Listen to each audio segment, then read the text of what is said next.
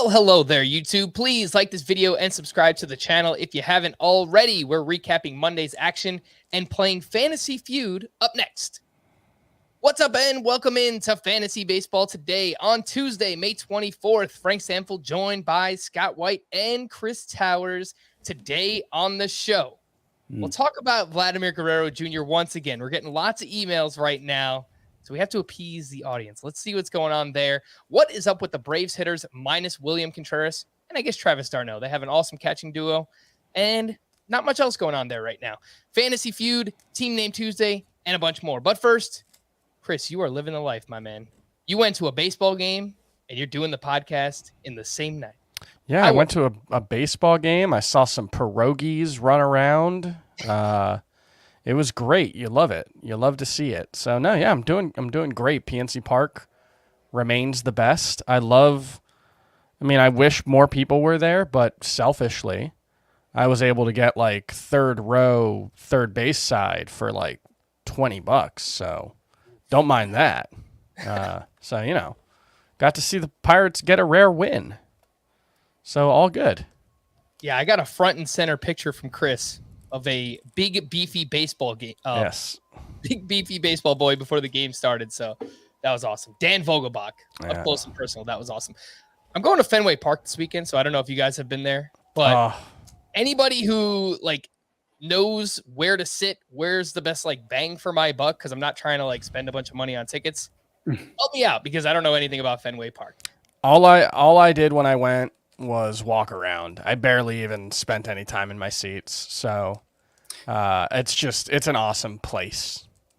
You gotta be careful when you're buying a seat at Fenway that it's not blocked by a pole. Your view isn't blocked by a pole, because that's a common thing. And so there'll be this random seat and you're like, why is it so much cheaper? And that's why. And yeah, you can't see anything. Yeah, I've already looked at some seats and I saw those with the pole and I'm like, what's going on here? So I'll probably just sit somewhere in the outfield in the bleachers or something, but I don't know where I'm going yet. Anyway, let's talk about today's action. Oh my goodness gracious. All right, Scott, why don't you kick us off? Oh my goodness gracious, from Monday. Oh, those Dodgers. Those dastardly Dodgers up to Dodger things. This time with Tyler Anderson. I don't know what Dodger devil magic they've worked on him, but he suddenly looks like a world beater on the mound.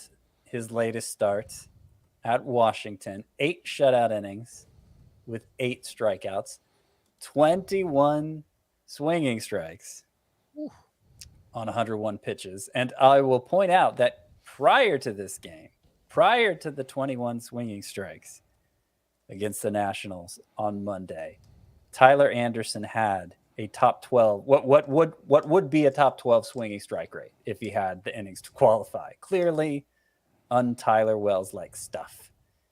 He is throwing a changeup more, and it's a much better changeup than he's had in the past. So, Dodgers devil magic. Tyler Anderson looks like a good pitcher, and I was disappointed because I thought I picked him up in a bunch of leagues last night as 2-start option. I guess I didn't win any of those claims. I thought I'd won a bunch of them, and I was looking through all my scoreboard. Like, where am I benefiting from this Tyler Anderson start? And it turns out nowhere. So that was I think I got him in one league. I think I saw him get picked up in maybe our podcast points league. Yeah, it was Chris who picked him up. Tyler Anderson for 6 buckaroos out of a $100 budget last night. So awesome start there. Really, outside of Tyler Anderson's just one start against the Phillies on May 12th, where he gave up 7 runs, he's been great outside of that. I will point out, it's worth, yes, he's been good. But this was against the Nationals. Previous start was against the Diamondbacks. Previous start before that, he got crushed against the Phillies. Then he was good against the Cubs, good against the Tigers, good against the Padres, good against the Reds, good against the Rockies at Coors Field. That's one good performance against a tough matchup, right? The Padres would be the toughest one on there, and he went 4 2/3 innings. Why'd you pick him up? It doesn't he had- sound like you like him as much as I do. Because he had two It good. was just a jerk move. Because he had two starts this week, and All one right, of them was drop against the Nationals. Drop him after this week. I dare you. I might. Dare you. There's Yeah. a decent chance. Do it, Why- you won't, Chris. Anyway, for Tyler Anderson, I think it's a good point that you bring up, Chris. But regardless, the control has looked awesome this year. The walks, he's averaging 1 walk per 9 innings pitched. ERA down to 3.30. He's got 42 strikeouts to 5 walks total. And that swinging strike rate you mentioned, Scott, on the changeup, just the changeup, it's 26% entering Monday's Elite start. changeup. Elite. Yeah, that was 15% last year. So that changeup has been fantastic for Tyler Anderson. 81% rostered, probably not out there in many 12-team leagues, but maybe in shallower 10-team leagues. Look for Tyler Anderson and get him on your team. Chris, oh my goodness gracious, from Monday. Yeah, so I think Zach Wheeler's just back.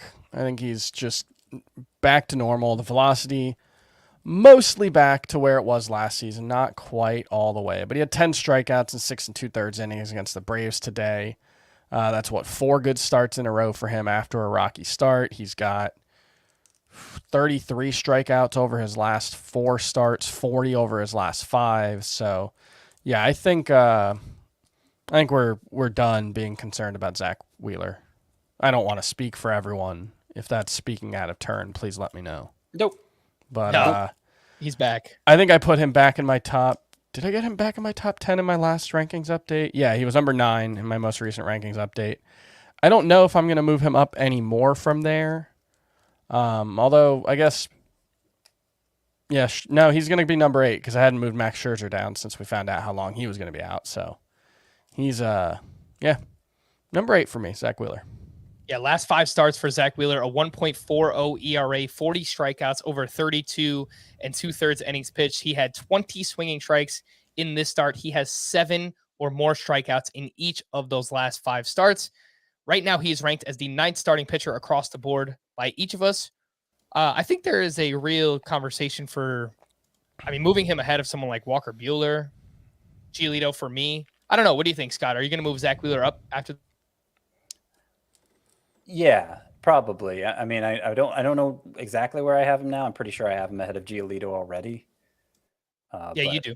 But I think so. I was just doing a redraft of the first 2 rounds earlier today, and based on the pitchers I included in that, I think I could justify putting Wheeler as high as 6th. So ahead of Buehler, I could see doing that. Yeah, Ahead of Buehler, ahead of Woodruff. Nah, yeah, I could do that. Yeah, it's a close call. I think they're very similar, right? It's kind of flip a coin situation, Woodruff and Wheeler. I think Woodruff is going to be fine. I know the overall numbers haven't looked great for him, but I think Wheeler's right back in that mix with like Verlander and Woodruff and Gausman. So he's like a top 6 or 7 starting pitcher. He is back. What about Alex Cobb? Lots of questions about Alex Cobb right now. He didn't have Coors Field as an excuse this time. He was at home against the Mets where he gave up 6 runs on 10 hits over 6 innings pitched. He did have 7 strikeouts to 0 walks. I did not watch this start, but someone tweeted at me that Alex Cobb got BABIP'd to death in the 3rd inning of the start where he gave up 5 runs, which included 2 ground ball singles in the infield. And then after that, it all kind of snowballed. A 2-run double by Lindor, a 3-run homer by Pete Alonso. The ERA is 6.25 for Alex Cobb. The xFIP, wait for it, 2.32. I know people will not want to hear this, but really based on all the underlying numbers, you should hold on to Alex Cobb. Chris? He's got, in this start, he had, let's see, 1, 2, 3, 4, 5, 6 hits allowed that had an expected batting average of 330 or below. 4 of them were on batted balls with expected batting average of 200 or below. So, yeah, I think this was probably a bit of bad luck. There is a fair point to be made about whether at some point it stops being bad luck when you keep underperforming your peripherals. And, we are on 2 years of this with Alex Cobb, technically, although it's not a significant sample size because of Well, he only threw 93 innings last season. And He's only this year's up to, version, and this year's version's throwing 2 miles per hour harder too. Yeah, and so I don't know. I still have faith in the peripherals. I think you can still take some positives from this start with the swinging strike rate, 8 whiffs on the splitter. 7 strikeouts in 6 innings. Like, it does sound like it was mostly just one bad inning with some pretty crappy luck. Well, and if you guys are saying it was bad luck, and I'm not arguing that point. His previous start was at Coors Field, and he gave up 7 earned runs. And we're always inclined to give a pitcher a pass for Coors Field. So you got to combine 13 earned runs in his past 2 starts. 1 bad luck, 1 Coors Field. I don't know. I hope people drop him because I'd like to have another shot at him. Yeah, I think he's going to be good moving forward, but my confidence is a little shaken, I suppose. Yeah. The underlying number is 12% swinging strike rate for Cobb, which is okay. It's above league average. It's not amazing, but he's got a 66% ground ball rate, more than a strikeout per inning so far this season. So I know he hasn't been good. I have him in a few leagues. It stinks. He's still 88% rostered. Scott, I'm assuming we hold, right? Yes. All right. Let's move on to the email of the day from Joel. And he writes in, hey, Huey, Dewey, and Louie. It's fine as long as I'm Huey. DuckTales, right? I think that's what it is. I just assumed this was some kind of musical reference. And then when I Googled it, it turned out to be It's Duck. definitely Donald Duck's nephews. Yes. That's what I found. Come on, Frank. Jeez. You had to Google Huey, Dewey, and Louie.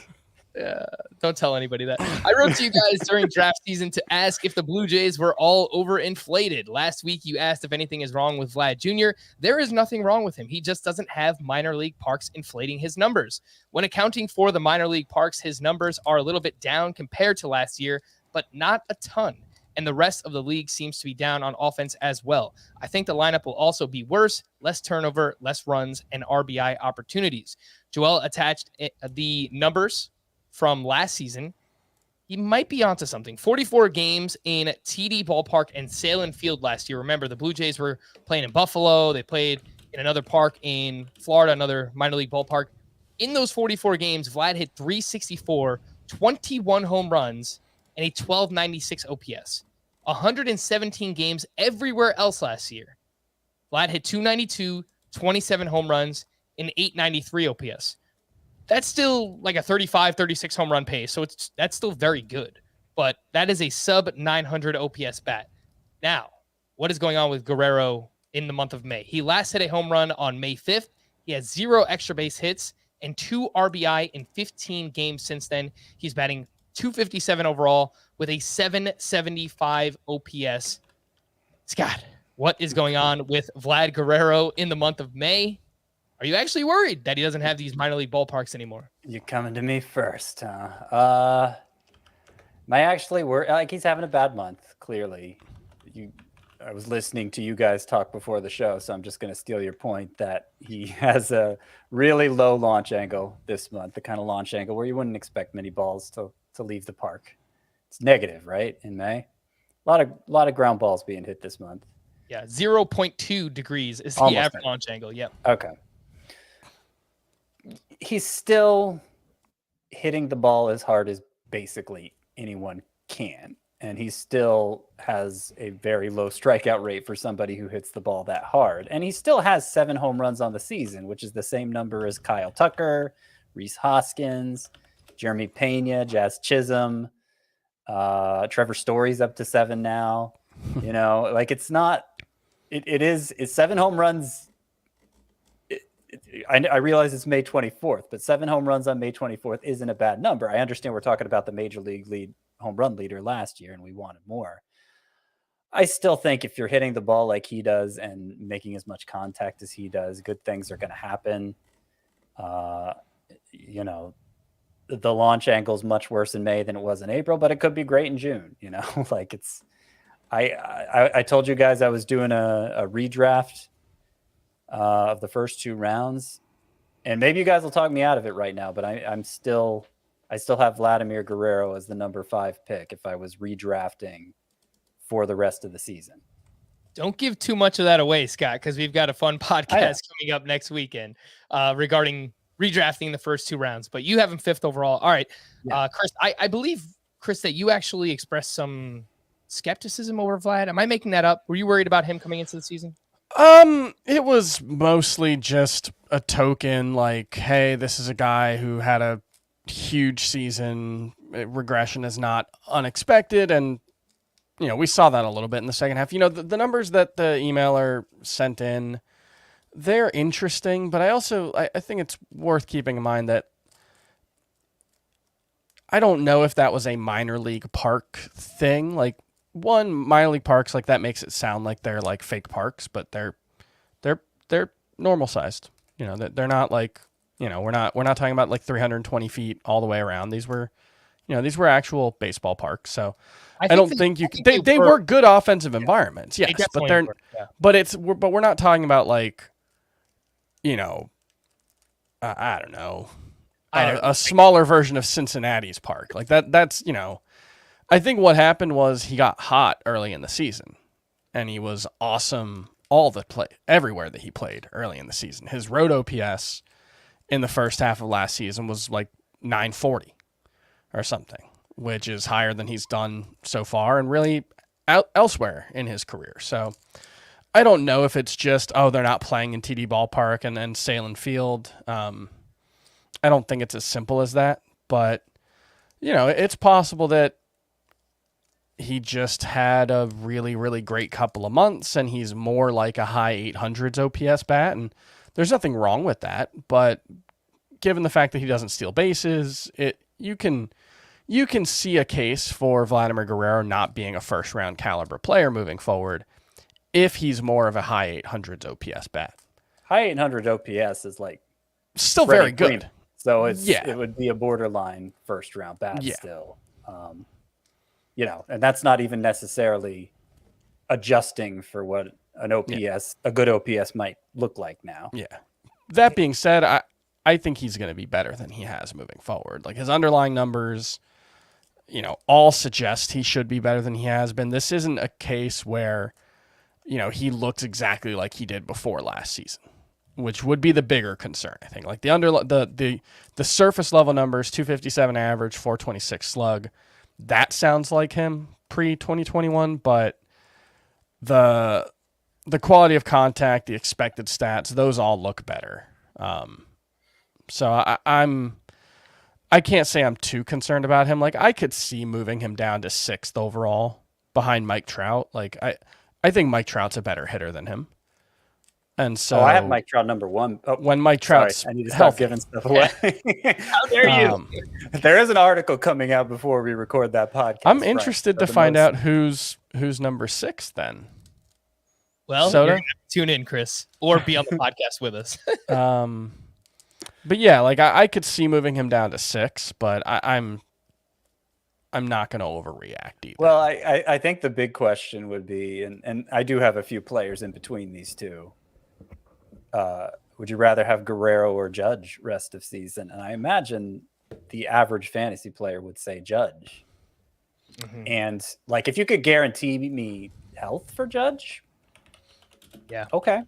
But that's obviously been far from a guarantee throughout his career.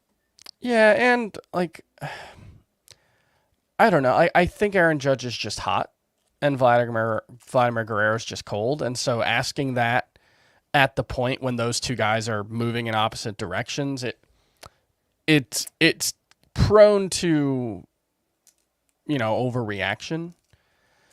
I think I would still take Vlad the rest of the season. Judge is the best power hitter in baseball, and that means more at a time when power is being suppressed again. So I don't think yes, he is hot. Like I don't think he's going to hit 60 plus homers or whatever he's on pace for, but I think he's a pretty good bet, provided he stays healthy. He would be the number 1 choice to lead the majors in home runs, not just with the head start he has, but I would say from today forward. Mm-hmm. Yeah, I guess. Yeah, I mean, all the power metrics. Look, that Judge is ridiculous in terms of the stat he's cat awesome. data and how hard he hits the ball. He's got to stay on the field. I think that's, the easiest way to put it. You mentioned that. 2 more home runs for Aaron Judge on Monday. He now leads. Oh, my God. We get it, Frank. God, stop talking about the Yankees. I know. I wanted to lead the show with it, but he keeps wearing this Texas Rangers hat, so I don't know. It matches with my shirt. It's like there's like a little bit of blue in here somewhere, so I don't know. Anyway, Aaron Judge is on pace for 66 home runs. I don't think that's going to happen, but of course he is motivated playing for that contract. He has been awesome. Vlad, last point on him. Look, if someone in your league is freaking out about him, this goes without saying. I think we would all look to buy on the cheap. What does that look like? Look, if you can get him for a 3rd-round value player, then sure. I think that's no question. Yeah, you should look into doing that right now. Better days are coming, but maybe he turns out to be a little bit of a letdown compared to where he was drafted, a top 3 player overall. That is Vladimir Guerrero Jr. What about these other hitters? What's going on with the Braves? Scott, you're wearing the shirt. Let's go to you. What is happening here? Austin Riley, in the month of May, he does have 2 home runs, but he's batting 176 with a 540 OPS. Matt Olson, overall in the season, is batting 244 with 4 home runs. And Ozzie Albies is batting 240 with a 685 OPS. So, Scott, what are you seeing from these 3? Austin Riley, Matt Olson, Ozzie Albies. Well, Austin Riley is the one I'm least concerned about. The data is even better than it was last year. He is impacting the ball like an elite power hitter. The launch angle looks good. Strikeout rate, 25%. It's about the same as last year. It could be better, but it could be worse. And I think he'll be fine. Olsen, I think, will ultimately be fine, but his strikeout rate is up from last year. His launch angle is down. And neither of those is good. It's not like he's gone back to being the guy who strikes out a third of the time like he did early in his career.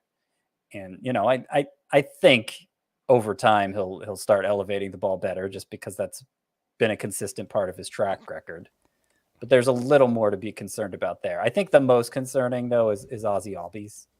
I think because he's always had, particularly from the left side, which is obviously where he gets the most of his bats, he's always had a tendency to just try and golf it, just try to hit home runs.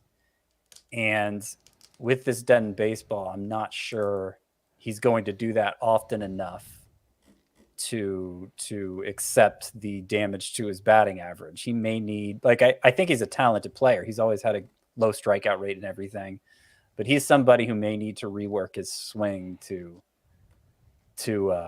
maximize his potential in this new environment. I'm not saying anybody should be dumping Ozzie Albies or anything, but of the 3, he's the most concerning to me.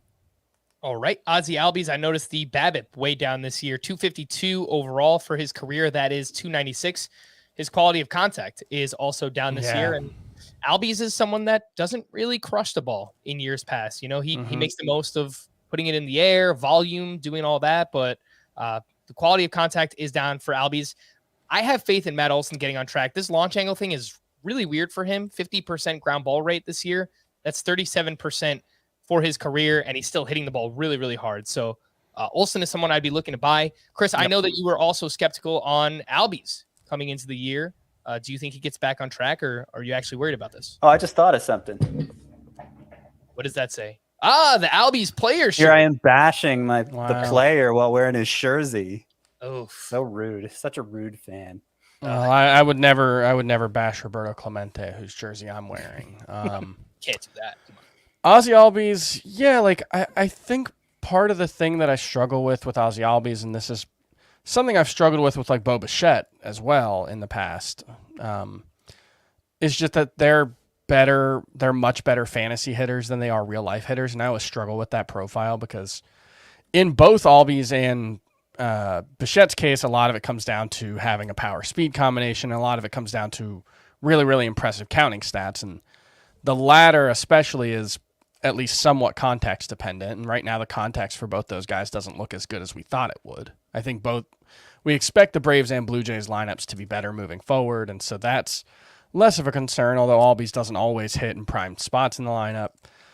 I think he's probably just cold, but he's also a middling enough hitter among, along the context of Data. the great hitters. Well, no, I just mean like among the guys typically drafted in the first 3 rounds, and Albies was often going in the second round this year. His StatCast metrics aren't as well. Even his underline, like his actual numbers, he's more like a high 700s OPS bat. He's got one season with an OPS above 810. Okay. And so I think that kind of thing, when a guy like that isn't hitting well, it can be especially ugly. But I think he'll return to being a mid to high 700s OPS bat. It's just, I think it's going to end up likely that he was overdrafted this year. Okay, that is Ozzy Albies and the rest of the Braves hitters. Let's take a quick break, and when we return, we'll get to the news and notes here on Fantasy Baseball Today. This Memorial Day, summer takes off. Here we go. Top Gun Maverick. It's a cinematic triumph. Damn right. It's jaw-dropping. Nice. And a masterful adrenaline rush. Come on! Smoke in the air! That's heart-stopping. And one of the greatest movies ever made. Let's give him 10. Yes! Outstanding. Top Gun Maverick. Rated PG-13. Woo. The news and notes. Josh Hader was placed on the family medical emergency list on Monday. Players spend between 3 and 7 days on the list. Devin Williams will fill in during the short term. Freddie Peralta was placed on the IL with a right lat strain and is expected to miss, quote, significant time. He is expected to pitch again this season, but could be a multi-month absence for Freddie Peralta, which I don't know what is brutal. I don't know what significant time means. Like, I would significant assume time like, sounds like he's in jeopardy of missing the season, but they but also made 3 a point months. to say, 3 months would be significant and would still allow him to return this season. well, everything would have to go right. I mean, Yeah, you'd only have I don't know. a few I don't know weeks. how confidently they're saying we expect him to be back this season. Yeah, I don't think you can expect anything from him the rest of the season. Okay. Brutal, Does that man. mean, like, would you consider dropping Freddie Peralta based on this? Because significant time to me sounds like 6 to 8 weeks could be significant time, right? That Yeah. I would say expect him back no earlier than post All-Star break. Personally. yeah. So let's say you're in one of these NFBC leagues or a league with no IL spot. Would you drop Freddie Peralta in those leagues? Not yet. I'd Probably have to not, hear- yeah. I'd have to hear a clearer timetable. Yeah, Okay. but like based on what we've heard, I'll just I guess the way to phrase it would be, I'm not expecting anything from him on the teams where I have him at this point. Like I'm moving forward as if I'm not going to have Freddie Peralta. Brutal. Freddie Peralta, top 20 starting pitcher. We lose him 1 week after losing Max Scherzer. It's rough. It's rough out here. Frankie Montas threw a bullpen on Monday and is on track to make his next start Thursday against the Rangers. Aroldis Chapman has been diagnosed with left Achilles tendonitis and may need an IL stint. Again, Clay Holmes is the name there. He picked up his 4th save over the weekend, and I believe he is still less than 60% rostered. Actually, no. He was added in a ton of leagues last night, so he is up to 70% rostered is Clay Holmes, and I think in any categories league or any league where you have Chapman, you want to make sure you have Clay Holmes on your team as well. Chris Bryant was scratched Monday due to back soreness. He was just reinstated on Saturday, which seems very worrisome because Bryant's dealt with a ton of injuries in the past. Look, it's too early to say that it's just going to be a lost season, but I just kind of have this like doom and gloom feeling about Chris Bryant when it comes to a lingering back injury. I hope it's not the case, but I've got a bad feeling. Those are messy. Those are messy. I don't know that there's anything to do but stash and hope for the best, but yeah, I hear what you're saying. Reminds me a little bit of Christian Yelich from last year, and we all remember how that turned out. Not great. Mm-hmm. Willie Adames is optimistic that he'll be ready to return from the IL when first eligible this Thursday. Josh Donaldson received a 1-game suspension for his comments made this weekend, and he was also placed on the COVID IL before Monday's game. Dylan Carlson was placed on the IL with a hamstring strain, but could return in about 2 weeks. Steven Matz was also placed on the IL with a left shoulder impingement. As a result, Matthew Liberatore was recalled and is 26% rostered. Obviously, big prospect. We spoke about him last week. Let's just watch him for now. Maybe add him in deeper leagues. He's one of those guys that just like he like has not moved really in the prospect rankings over like the 4 years he's been a professional. He's been like 40 to 60 seemingly every year. And I just like, I don't know, you look at the numbers and it doesn't really make sense. Like he doesn't look like a top 100 prospect in the numbers. So Yeah. I don't know. I was reading the baseball prospectus write up of him from before the season, and the comp they made was to Marco Gonzalez, which, yuck. Oh. Well, look, Marco Gonzalez has made a nice career for himself, but if you're but for fantasy, not the most exciting player. Yep. Trevor Bauer began his grievance hearing Monday against MLB as he seeks an overturn or reduction of the 324-game suspension he received back in April. Hunter Renfroe left Monday's game with a sore hamstring. Tyler McGill played long toss on Monday and felt good afterwards. Connor Overton was placed on the 60-day IL with a stress reaction in his lower back. Andrew Heaney threw 30 to 35 pitches over 2 innings during Monday's bullpen session. Good news there for the Dodgers and Heaney. Ramon Laureano has missed 2 straight with a right hand injury. Josh Rojas has missed 2 straight with a bruised left hand. Kyle Lewis is targeting a Tuesday return to the Mariners. I believe he's right around 60% rostered, which sounds, I guess, like the right number. Maybe even a little bit too high. 56% rostered. Does that sound right for Kyle Lewis? I think it's fine. I could see it being higher, but he doesn't really like know in any 3 outfielder leagues. So He wasn't really striking out on his rehab assignment, which I thought was interesting. But yeah, I'm not. I haven't been the biggest Kyle Lewis guy over the years. I remember. I think it was my first season here, the short in 2020. Remember, Scott, you finally gave in on Kyle Lewis, and then he just like took a nosedive. Yeah, that's the way it goes. Unfortunately, that's why we're frustratingly patient for some people, because sometimes it feels like you can never be patient enough. Yeah. Ken Giles could be cleared for rehab soon. He's on the 60-day IL with a right middle finger tendon injury. He's 12% rostered. And I think he could actually work into the closer role because no one's really grabbed that role for the Mariners this season. So in deeper roto leagues, category leagues, I would look. I'm not optimistic. I don't think they want anybody grabbing it. I hope so. Because I don't like Ken Giles is one of those pitchers, like when he's not closing, he's been just terrible. True. Yeah, my thought since the offseason has just been the fact that they gave him the 2-year contract knowing he'd be out for a full season makes me think that they do value him in a way that makes him more than just a setup guy. But that's obviously me trying to read into, the motivations of someone that I don't actually know. Yadier Molina was placed on the bereavement list, which means he'll miss at least 3 days. And Alex Reyes, unfortunate news, will undergo shoulder surgery at the end of the month. It's been a very injury-riddled career for the former top prospect. Let's play The Feud. Fantasy Feud, modeled after the great game show, of course, Family Feud. If you've listened to this show for years, Adam used to play it with the guys. I think we played it a few times last year as well. So I will ask a question. I'll open it up. You guys can buzz in by, saying your name, answer the question, and then we'll just play on. So on and so forth. I even found some fancy music that I'll play here. I guess let me know in the YouTube comments if it's too loud, too low, or what's going on with this. But here we go. Seems really low, but we're going to keep playing it in the background. I like it a lot. All right, first up, 8 qualified starting pitchers have an ERA below 2. Chris. Pablo Lopez. Pablo Lopez is the third answer on the board. 1.57 ERA. Scott, you have a chance to match or, I guess, do better. Yes. I don't know that I want to give away some of the answers I'm thinking of. I'm going to say Corbin Burns. Corbin Burns is not on this list. So, Chris, would you like to pass or play?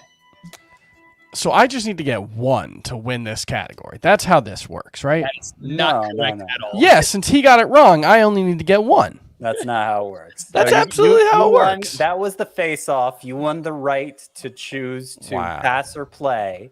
If you play, you get 3 strikes. to get as many as you can, potentially all of them. If you pass, that goes well, to me. I will And play. then whoever loses it, like if you get 3 strikes, the other person has a chance to steal by getting 1 run. All right. Corbin All Burns, right. by the I will way. play. Corbin Burns has a 2.26 ERA. Awful, so go ahead, awful Chris. bet. Awful guess. Chris, you got the third answer, and there are 7 others available. Kevin Gosman. Kevin Gosman is not on the list. Really? First strike. Awful guess. Oh no. I'm blanking. Oh God. Somebody in the YouTube chat said Walker Buehler. This is some Mario Kart music, which is exactly That's what Chris exactly what I said. said. Walker Buehler is incorrect. Mario Kart. Oh gosh. Okay. 7 answers available on the board. Shohei Ohtani. Shohei Ohtani, he might, but I don't think he qualifies. He is not on the list. Walker Buehler, by the way, has a 2.89 ERA. I'll look up Ohtani. In the meantime, 2.82. the Scott White family has a chance to steal. Just a pathetic showing by Chris there. Really bad, guys. I am going to say Martin Perez. Martin Perez is correct. The Scott White family comes through with the steal. 1.64 is the ERA for Martin Perez. Other answers, number 1 on the list, Justin Verlander, 1.22. Michael Kopech, 1.29. He just qualifies now after Sunday's start. Pablo Lopez, we mentioned, was 3rd. Alek Manoah, 1.62. Then Martin Perez. Miles Michaelis was at 1.68. That was... So I should. He stayed below 2 today. It was barely a quality start, but he stayed below 2. All right. So he still qualifies there. Nestor Cortez at 1.80, and then Joe Musgrove at 1.90 are the ERAs there. All right. Are you ready for round 2? Let's do it. Let's do it. 6 qualified. No. Let's do this one. 7 qualified hitters have a batting average over 325 this season. Scott. Go ahead.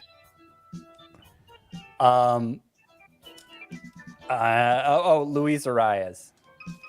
Luis Arias, I don't think that he qualifies, Scott. Yeah. Because he was right. not on the He's Fangraph. batting like 360. Yeah, he is. But he's all right. Yeah, that's the problem. Chris, you're up. Got it wrong. So we'll go with Mike Trout. Mike Trout is not on the list. Come on. Luis Arias, by the way, is batting 349. Oh my God. I just looked up Mike Trout's batting average. This is dumb. This is a dumb game. He's hitting 323. Yes, that's exactly why I did it. Oh, yeah. So there are 7 qualified hitters over a 325 batting average this season. So neither of us got it right. We just got to keep going back and forth, right? Yep. Go ahead, Scott. Okay, we're bad at this, apparently. Okay, so I am going. And I think Scott's frozen. I am? No, I got him. Oh, you got him? He's We're frozen good? on mine. I think Scott's here now. All right, go ahead, Scott. I'm here. Don't cancel the show on my account. I'm not. Not yet. No, don't do it. I'm stalling because I don't have a good answer. But I am going to say that, of course, the answer to this question is none other, the one, the only. I have no freaking idea. The music really does add something to it because, like, in the past, it's just these awkward silences as we're trying to fill time. I didn't want the awkward silences. So All right, I got to guess somebody. Cabrian Hayes. I'm going to guess Cabrian Hayes. Brian Hayes is incorrect. Nope. No, but I think he's still under 300 despite Yeah, he's reaching up, base 4 times today. he's up to 290 now. All right, Chris, you're up. Taylor Ward. Taylor Ward, I don't think that he qualifies. Oh my, come on. Are you kidding me? He is batting. He's hitting like 3 set. Yeah. He doesn't qualify? Yes, All he doesn't right. qualify. I hate this game. Eric Hosmer. Eric Hosmer is not on the list. All right, maybe I should just give you guys a different category. I don't know. Aaron Judge. Aaron Judge is also not on the list. Come on.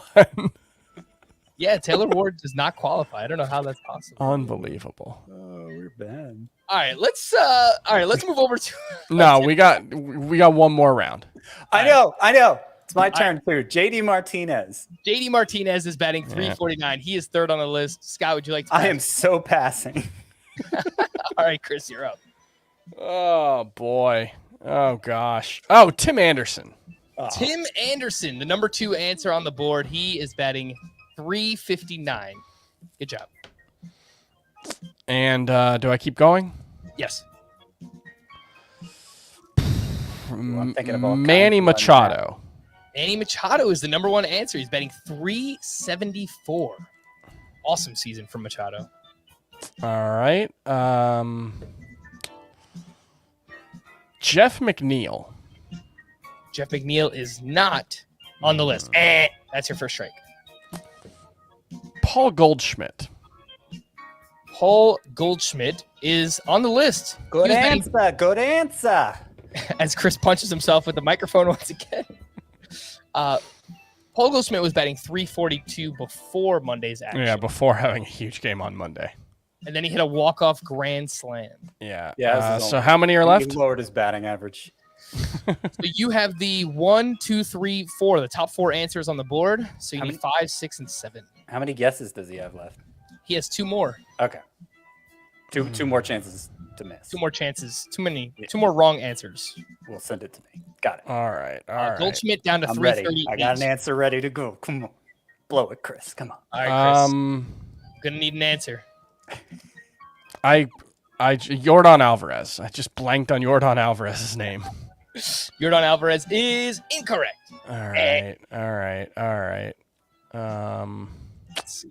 Yordan Alvarez is batting 250. Sorry, Chris. Okay, yeah, that wasn't a good guess then. DJ LeMahieu. DJ LeMahieu is incorrect. Incorrect. LeMahieu's been solid, but his batting average is actually kind of stinky. Oh yeah. He's No, batting- he's. I hadn't seen his numbers in a while. Yeah, his numbers are pretty bad now. He's batting 250. All right, the Scott White family has an opportunity to. Rafael Devers. Rafael Devers is correct. Yeah. 335 batting average for Rafi Devers. The 2 names that you guys did not get: Andrew Benintendi batting 329. Ty France also batting 329. I think you're leaving one off. Who is that? Xander CJ Bogaerts. Bogarts?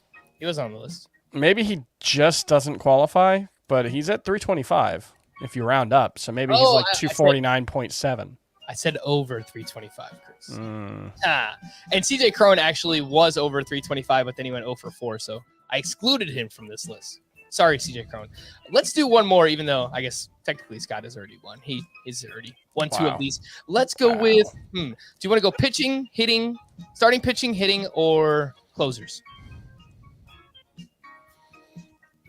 I'll let you guys. Pitching. Pitching. All right. 6 qualified starting pitchers have a swinging strike rate over 15%. Ooh, This baby. is entering Monday's action. All right, Scott. Go ahead. Wow. Okay. Carlos Rodon. Carlos Rodon is not on the list. Oh, Sorry, Scott. over Corbin- 15%, you said? Over 15%. Yep. Okay. I'm gonna go with Corbin Burns. Corbin Burns is the number 1 answer. 17.9% swinging strike rate for Corbin Burns. Chris, would you like to pass or play?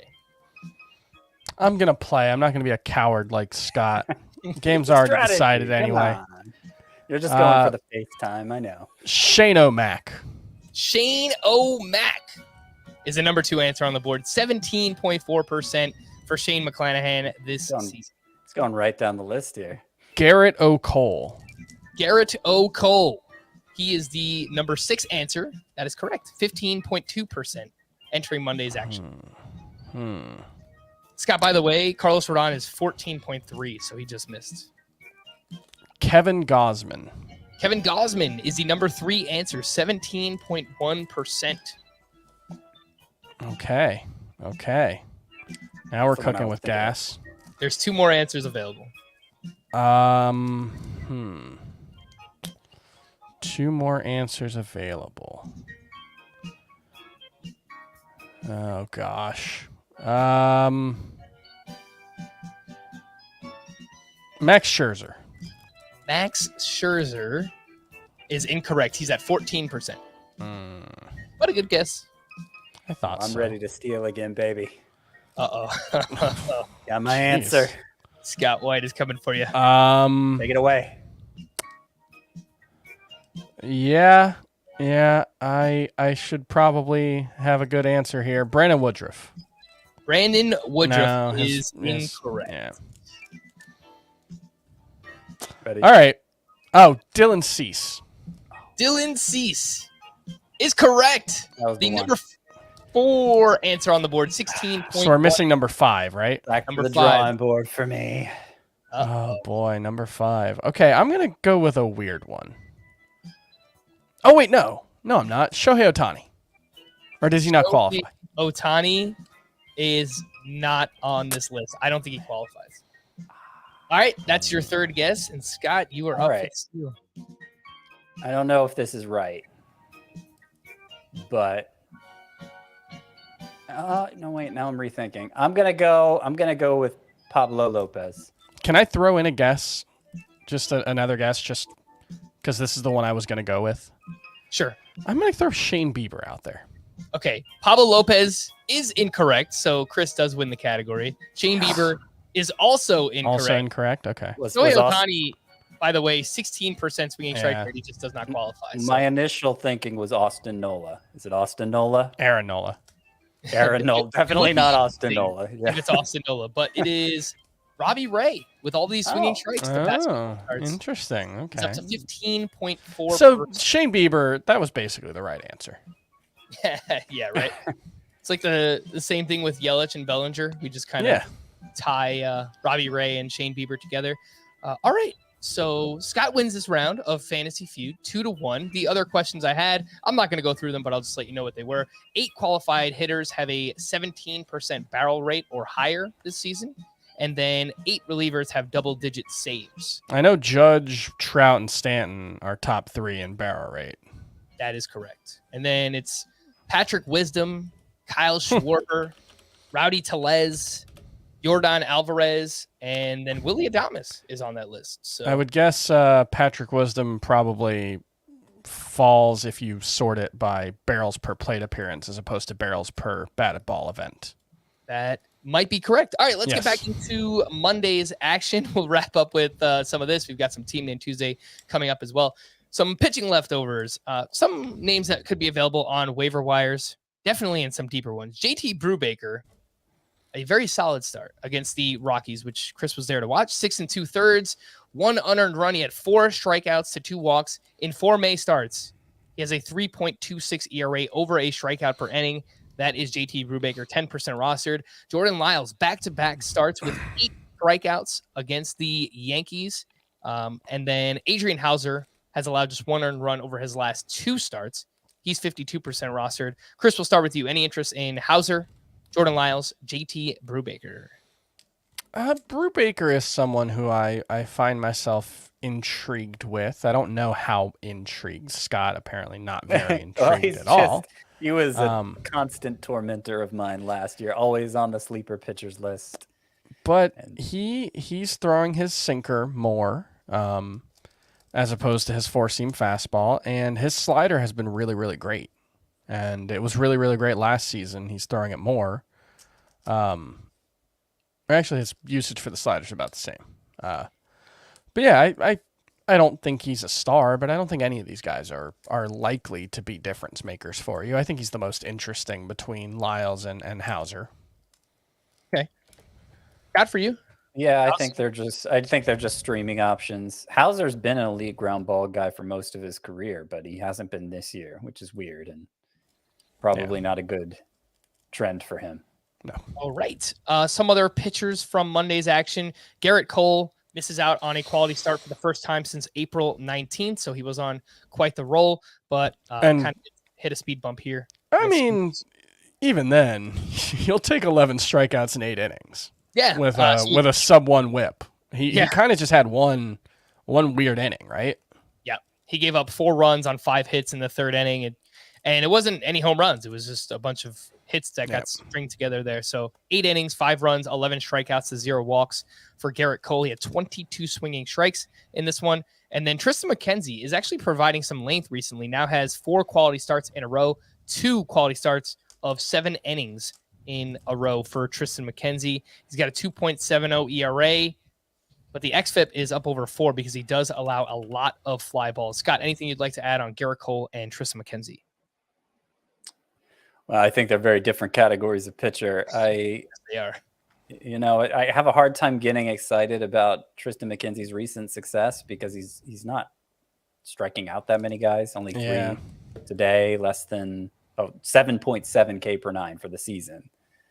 So, you know, I obviously like him more than like the Jordan Lyleses and Adrian Hausers of the world, but the roster rate alone would suggest that much. And he's got 20 strikeouts to 6 walks over 26 1/3 innings over this 4-start stretch. Yeah, So. I'm going to try to be more discerning with pitchers. This is probably more planned for next year, but even when we're talking about waiver claims, like if you're not missing enough bats, then and McKenzie's issue, he throws his fastball too much, and it's just not a particularly good pitch. It's a slow fastball. It's got a good spin rate, but he doesn't command it well enough, and it gets hit hard in the air. So I think he's someone who would benefit from going like 50% slider or fastball usage, but he reminds me a lot of Josiah Gray. I think they're very similar pitchers where they're going to have really good stretches, but I think the ultimate ceiling is a little capped with the way they pitch right now. Kind of continuing what I was saying in relation to Monday night's slate, Zack Greinke's still 73% rostered. Get that out of there. Yeah. Get him out there. Get 5 strikeouts today. Get all those pitch to contact guys that have been pretty good in recent years, but not the last 2. It's time to move on. It's time to get going. What lies ahead, I have no way of knowing. That's from DuckTales. Is that true, or are you just messing with me? There's no way that I would know. So, anyway, what happens when you put Zack Greinke and Zach Davies in the same game starting against each other? Well, you get a bunch of home runs. Whit Merrifield hit his 3rd. Bobby Witt Jr. hit his 5th. Hunter Dozier hit his 5th. Pavin Smith hit his 5th. And then Christian Walker hit his 11th home run. Those last 3, Dozier, Pavin Smith, Walker, they're all under 55% rostered.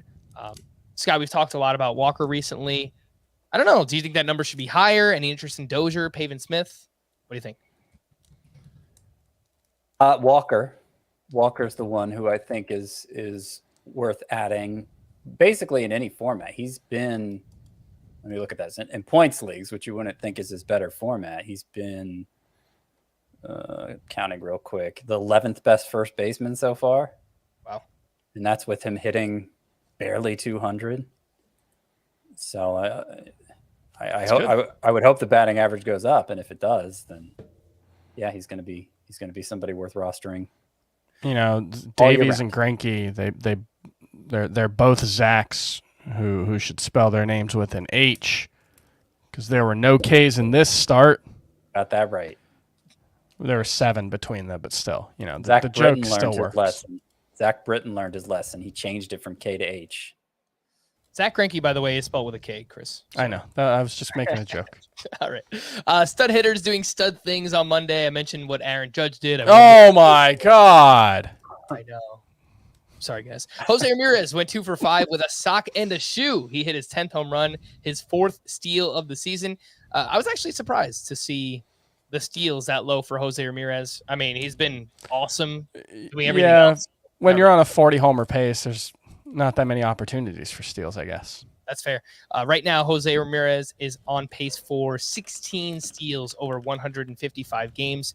The sprint speed is still amazing for him, 86th percentile. So more singles, I think we'll get more steals for Jay. He's also on a 160 RBI pace. Oof. which I'm is not going to tell you where he is in my redraft. pretty good. You can make a compelling case for number 1. You definitely can, especially with the third base position as bad as it is. Pete Alonso, 3 more hits, including his 11th home run. He is hot. He's batting .290, and he leads the National League with 40 RBI. Paul Goldschmidt went 1 for 4, hit a walk-off grand slam, his 7th home run of the season. Julio Rodriguez added 2 more hits, and he hit his 4th home run. The batting average is up over 270. It was an awesome month of May for J-Rod, and still could get even better. Some hitting leftovers. Brian Hayes, Chris mentioned he went 3 for 3 with a walk. He added his 5th steal. He's batting .290. The most overdue player in baseball for a home run. Brian Hayes. I looked into his StatCast numbers on Monday. It's really he could be on the verge of really breaking out. His underlying numbers are very impressive. In the month of May, he's altered the launch angle too. His ground balls are down. His fly balls and line drives are up. This is Brian Hayes. His slugging is much higher than his actual slugging. So he's got a 47% ground ball rate. That's playable with how well he hits the ball and how much contact he makes. He should be like a 20 homer guy with how he's hitting the ball right now. So I think Brian Hayes is a strong buy right now. All right, Aristides Aquino, a double dong. Both went over 425 feet. That's back-to-back multi-hit games, both against left-handed pitching. Don't really have to do anything with it, but a name to watch. Aristides Aquino there. Ian Happ went 2 for 3 with his 4th home run. He's got 2 homers over his last 6 games. I like the approach this year, but I want to see more power. It seems like that might be coming around for him. Patrick Wisdom went 1 for 4 with his 10th homer. Max Kepler hit a grand slam, and his StatCast numbers still look really, really good. So if you have Kepler, I know the power has kind of slowed down in May, but I would hold. I'm kind of interested in Max Kepler. Number 1 sleeper hitter for this week. Nice. I know he wasn't when we recorded the podcast, but when I updated Sunday. Good start for this week. Was Tyler Anderson the number 1 sleeper pitcher? Or the number 1 sleeper 2-start guy? Not number 1, no. But he was on the list. Well, I'm sorry for trying to say something nice then. Eugenio Suarez. That's on me. Suarez hit his 9th home run. Last name here, Brendan Donovan. 2 more hits. He's batting .340. He's got an OPS over 1,000. He's 21% rostered. Scott, did you add Brendan Donovan anywhere this weekend? Yeah, I added him in a 12-team Roto League. So about 360 players rostered in that league. I'm not sure if he's legitimately this good. I mean, he clearly seems to have a knack for getting on base, but the batted ball profile doesn't look that impressive.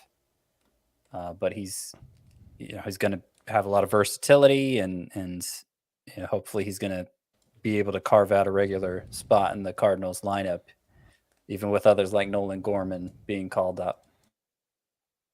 All right. The call to the bullpen for the Pirates. Will Bednar recorded the final 4 outs, and he picked up the win. For the Cubs, David Robertson pitched a clean 9th inning for his 6th save. For the Orioles, Jorge Lopez picked up his 5th save. And then for the Cardinals, Giovanni Gallegos pitched in the 8th inning with the game tied. He faced the heart of the lineup, 4, 5, and 6 for the Blue Jays. And then Ryan Helsley pitched in the 9th inning of that game. To stream or not to stream, let's take a look at Tuesday. Bruce Zimmerman at the Yankees, Nick Pivetta at the White Sox, Dane Dunning at the Angels, Kyle Freeland at the Pirates, James Caprillion at the Mariners, and I don't see this on MLB.com yet, but I'm pretty sure Roansy Contreras is starting against the Rockies. I think he's the obvious choice. If he is starting, I'll go with Pivetta at the White Sox over him, just because I'm not confident Contreras will pitch more than 4 innings. But Contreras would be my second choice. Yeah. And then I would put Kyle Freeland third at the Pirates. I don't mind that. Yeah, that's good too. Yeah.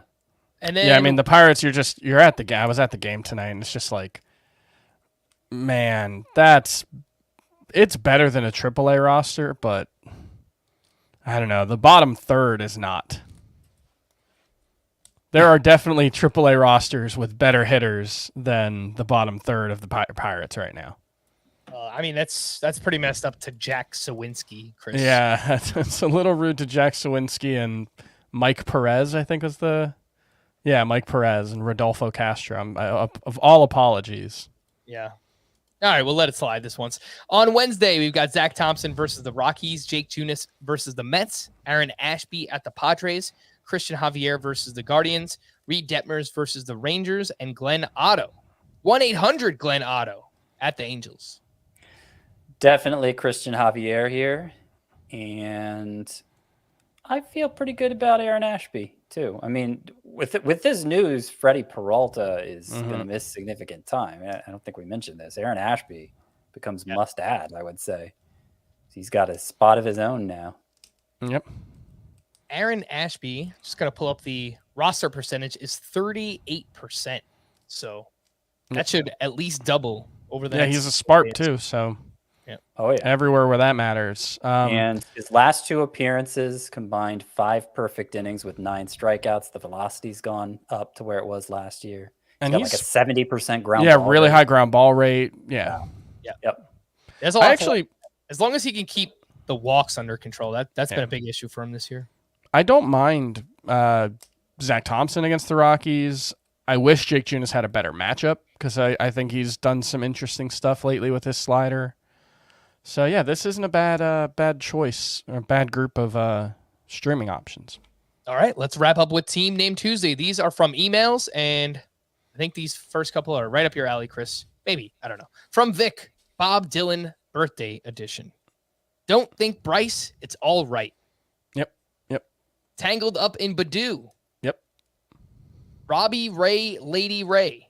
Yep. Just Ray That's my favorite Bob Dylan era when he just like decided to sing like Kermit the Frog for a little while. Like this doesn't mean anything to Frank or Scott, I'm sure, but Give us a sample.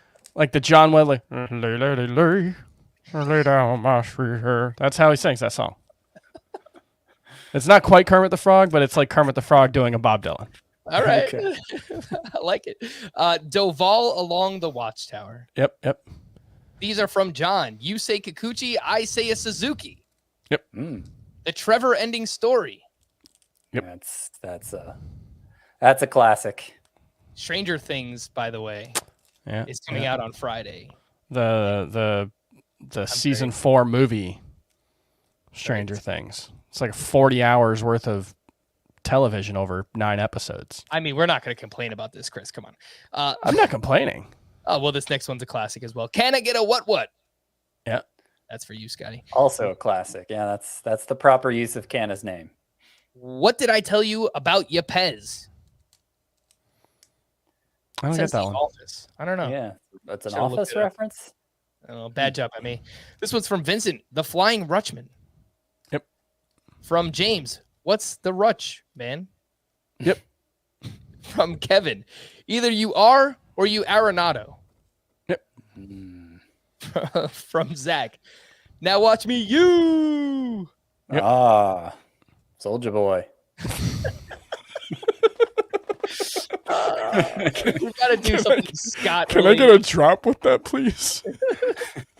We got to do something Scott Soldier Boy related. I'll think of something eventually. From Terry, these are all music themed, so more for you, Chris.